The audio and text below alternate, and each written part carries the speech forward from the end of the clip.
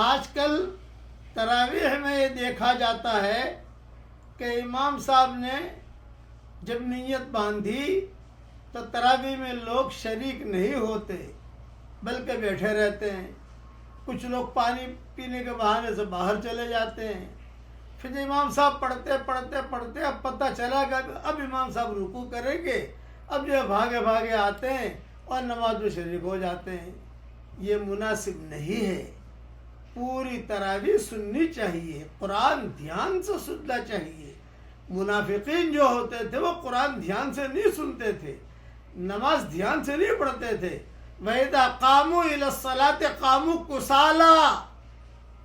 كُسَالَىٰ. نماز میں کھڑے تو ہوتے تھے لیکن سستی کے ساتھ. یہ ایک قسم کی سستی ہے. اس لیے ایسی تراویح ہمیں نہیں پڑھنی چاہیے. امام صاحب کے ساتھ نیت باندھیے اور امام صاحب کے ساتھ رکوع کیجیے اور پورا قرآن دھیان سے سنیے.